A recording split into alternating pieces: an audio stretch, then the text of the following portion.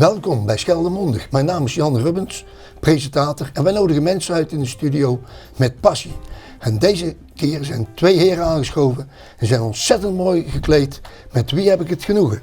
Ronald de Krook, Dorpsstraat Ede. Uit Ede. Uit Ede. Zeg dat eens op zijn... Ja, dank je. Ik kan dat niet, hè? Nee, goed, en aan zijn zijde? Ik ben Jan Bonen en ik ben vicevoorzitter van de stichting Comité 4 mei in Oostburg. Oké. Zeg, en dan Switchback, hè? Daar is het eigenlijk allemaal mee begonnen. Wie kan ik even het woord geven over Switchback? Want ik heb hier een hele mooie flyer. Ja, die laat ik even zien. En daar staat natuurlijk een enorm groot programma in. Jan, Switchback, wat houdt dat in? Nou, Switchback houdt in, de slag om de schade bestaat 75 jaar. Om daar aandacht aan te besteden zijn we uitgenodigd op het provinciehuis.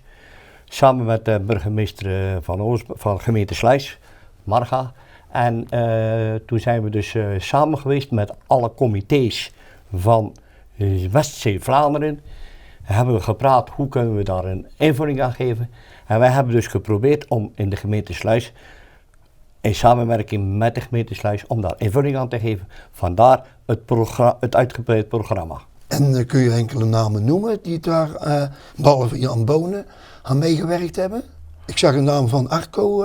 Arco Werbrotje, uiteraard. Onze archivaris, de heer Stro, heeft ook medewerking verleend. Verschillende comité's van Westzee-Vlaanderen. Dus van elke plaats bijna was er een comité aanwezig. Oké, Jan, maar waarom heb je nou zo'n mooi kostuum aan? Je noemt dat een pietelaar? Dat is een pietelaar, ja. Een pietelaar is dat, hè. Dat is dus namelijk op zaterdag 14 maart, en niet op 13 maart, dan op 13 maart heeft onze koningin is hier in Nederland aangekomen. Ja. Dan heeft ze dus een rondtour gedaan en dingen. Maar op 14 maart wordt het dus georganiseerd in elke plaats die op zij dus aangedaan heeft. En ik vertegenwoordig dus samen met de Stadsraad en met de Koninklijke Muziekvereniging Veronica uit Zuid-Zande gaan wij het dus in Oostburg naspelen. Oké. Dus. Ja, Ronald, jij ziet er ook mooi uit. Laat even weten. Ja, dat is een Canadees kostuum. Dus wij op Ede zijn op 16 oktober 1944 bevrijd door de Canadezen. En dan op 13 maart 1945 om 12:29 zette koningin Wilhelmina voor het eerst voet op Nederlandse bodem. Dus dat is natuurlijk een historisch feit. Ja. Belangrijk, want ze wilde toch haar inwoners, haar bevolking van Nederland weer zien. En dat ze dan dat op Ede doet, daar was alles platgeschoten. Dat was natuurlijk toch wel bijzonder voor zo'n klein dorpje als Ede. Ja. Dus daarom doen we om de 5 jaar doen we daar iets aan en dan gedenken wij dat historisch moment. Helemaal goed. Zeg, wij hebben ook een keer in mijn eentje op pad zijn wij in Ede geweest. En daar was Wilfried Stalens bij.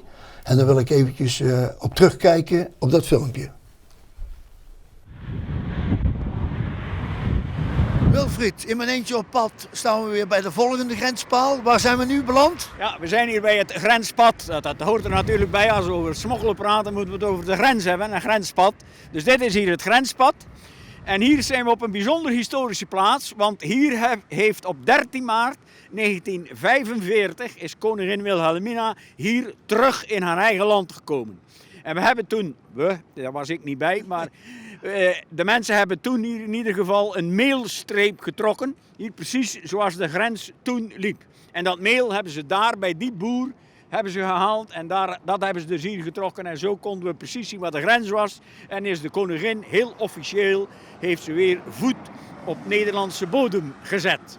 13 maart 1945. Nou, 23 februari 2017 zijn we ook beland aan het einde van de uitzending.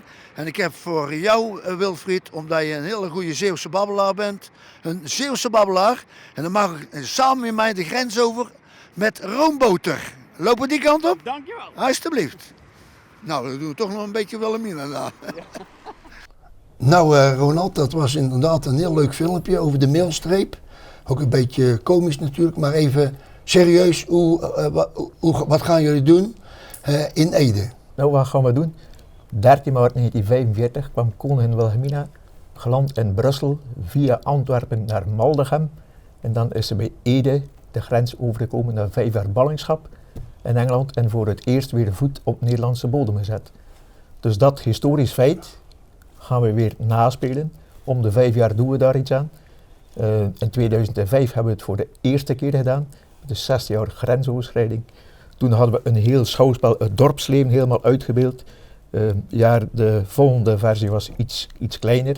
Nu zijn we zover dat we geheel de gemeente willen doen. De rit die ze toen deed, dus alle dorpen, Ede, Aardenburg, Sluis, Oostburg, Schoondijken, Breskens tot in IJsendijken. En we proberen dezelfde tijden aan te houden en overal de historische feiten voor het voetlicht te brengen.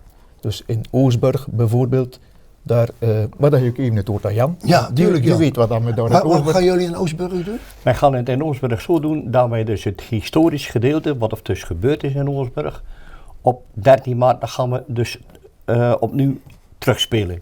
Dat betekent dus dat er dus de Koninklijke Muziekvereniging Veronica uit Zuid-Zande, die heeft toen gespeeld in Oostburg voor Hare Majesteit. Die heeft dus toen het volkslied gespeeld. Aan de leiding daarvan hebben ze dus het predicaat koninklijk gekregen. Oké. Dat was de dochter van Co Bossant, dat was Annelies Bossant. Die heeft toen als 2-jarige heeft ze de bloemen mogen overhandigen aan Hare Majesteit. En we hebben nu het voor elkaar gekregen dat haar dochter ook de bloemen gaat overhandigen aan Hare Majesteit. Zo. Dit gebeuren gaat allemaal plaatsvinden in de Hennekijstraat. In de Hennekijstraat heeft toen de koningin teegedronken bij de toen waarnemend burgemeester van Oostburg, notaris Meijs. Dat is in de Hennekijstraat, het huis staat er nog steeds. Nu woont daar een andere familie Verdonk. En zij hebben dus ook aangeboden, dus dat dus de koningin daar ook een kopje thee komt drinken. En wie speelt er nog meer mee, Roland? We hadden natuurlijk maar een tipje van de sluier opgelegd. Oh. Want we doen natuurlijk iets meer. We zijn natuurlijk eerst bevrijd. Dus er komt eerst een stoet legervoertuigen. Gdynia Museum uit Axel doet er aan mee. Mario Maas, wel bekend. Ja, heel bekend. Mooi museum trouwens, ben ik al eens geweest. Dus die heeft ook allemaal voertuigen van 40, 45, dus echt allemaal authentieke voertuigen. In Bali hebben we de club Yeomanry, daar ben ik ook lid van. Dus die leveren ook voertuigen. Dus dan komen eerst de bevrijders, die rijden door geheel de tocht. Ja. De tocht. Ja. En dan na een kwartiertje, 20 minuten komt een kleine stoet, Wilhelmina en de stafkar en ook wat legervoertuigen bij nog. Dus dan is zo een beetje het schouwspel. Dus overal zijn dan ook nog muziek, is overal fanfare. In Ede bijvoorbeeld is de pipes en drums van Diederik de Jager, die spelen daar ook het een en het ander. Dus het wordt wel indrukwekkend, denk ik. Wat ook mooi is op Ede, dat commissaris Han Polman, Ja. die duikt in de rol van de commissaris Quarles van Uffort. Van toentertijd? Wat toentertijd. Ja. Dus die gaat de koningin Wilhelmina ontvangen op Nederlandse bodem. Dus dat is wel een mooi feit dat de commissaris dat wil doen. Dat vinden we wel leuk. Ja, maar Jan, de organisatie, dat is toch wel geweldig hoe iedereen samengewerkt heeft. Want de provincie doet dus mee. Dus ook Vlaanderen doet mee, begrijp ik. Ja. Gemeente Sluis. Ja, vertel. En heel veel vrijwilligers. Kijk. Maar daar valt het in staat het mee. Hè? Ja. Dus dat betekent dus, Ronald is vrijwilliger, ik ben vrijwilliger. We zijn al zover dat we in de organisatie zitten dat we dus bepaalde lijntjes hebben. Dat we dus makkelijk even een belletje en dan ga je even praten. Nou, en dan probeer je de mensen enthousiast te maken om mee te werken. Maar één persoon kan dat dus niet regelen. Nee. Dus bijvoorbeeld in Oostburg regelen we het samen met de Stadsraad. Ja. Met mij en dan met Veronica. Helemaal goed. Waar kunnen ze het programma zien en horen en bekijken? Nou, er wordt een poster gemaakt, je hebt het al gezien. In ieder geval in alle kernen wordt die verspreid. En dan via Facebook en alle deelnemende verenigingen. Dus in elke kern is er eigenlijk een comité. Dus die waren vrij om te organiseren naar hun inzicht. Wel met de historische feiten, maar voor de rest behoorlijk wat vrijheid. Dus die hebben natuurlijk ook allemaal hun kanalen. Dus hopen we zo dat het goed bekend wordt. En gemeente Maldegem gaat ook nogal het een en het ander doen. Ja. Dus, En het museum van Maldegem doet er ook mee? ja, want dat is dan de zondag. We hebben een weekend. Ja. De zondag hebben we de Wilhelmina Wandel fietstocht. Ja. En dan gaan we ook naar het Canada Museum in Adegem. En daar is het eigenlijk het keerpunt. Daar is ook een stempelpost. Oké. Maar Oostburg is dan niet bij betrokken? Nee, dat niet. Nee, maar die niet kunnen met, wel- Niet met de wandeltocht. Nee. Niet met de wandeltocht. Nee, nee. Ze Nou, doe nog eens even een oproep waarom dat ze allemaal welke datum moeten komen. Ronald, Nou. jij eerst. 14 maart natuurlijk te beginnen om 12 uur te Ede, het schouwspel. Dan kunnen alle inwoners natuurlijk komen. Ze kunnen natuurlijk ook de route volgen. In elke kern kunnen mensen die wat moeilijker mobiel zijn, die kunnen daar dan natuurlijk gaan kijken. De zondag is er de Wilhelmina Wandeltocht, fietstocht, kan ook met de fiets. Mensen zijn ook allemaal welkom. In het kerkgebouw te Ede is er ook nog een noodhospitaal ingericht, 505. Dus daar is ook iedereen, dat is mooi ook voor de kinderen om eens te gaan kijken. Ze kunnen op de tandartsstoel gaan zitten, ze zien een operatie, ook voor de ouderen. Dus dat lijkt ons leuk. Dan hebben we ook nog in het kerkgebouw een tentoonstelling, een filmpje van heden en verleden. Er is ook nog 's middags een optreden van een dweilband. En s'avonds gaat de muziekvereniging van, dat is een combinatie van Schoondijken, Groede en Breskens. Die gaan om 5 uur een afsluitend concertje geven in het kerkgebouw te Ede. En dat is de afsluiting van het weekend. De legervoertuigen die verzamelen op een weide nabij het dorpsplein. Dus daar komt een kampement In Ede dus? hè? in Ede. Daar komt ook een zendamateur bij te zitten. Cor Doezelaar onder andere van Turkije. Hier dat kleine plaatsje. Ja, ja. Niet het verre land. Oké. Dus die heeft ook uitleg over de zendkunst, zendamateur Van toen. van toen. Ja. Ja goed, en ook nog heden natuurlijk. Want Ja. in geval van nood is het nog altijd zeer bruikbaar. Want dat werkt altijd. Ja, elektronica kun je Soms zeggen heb je van- wel eens dat de 112 wegvalt, maar bij die mannen niet. Daar zijn, Nee, daar nee, zijn nee. zij paraat, dus die zijn er altijd. Ja, oké.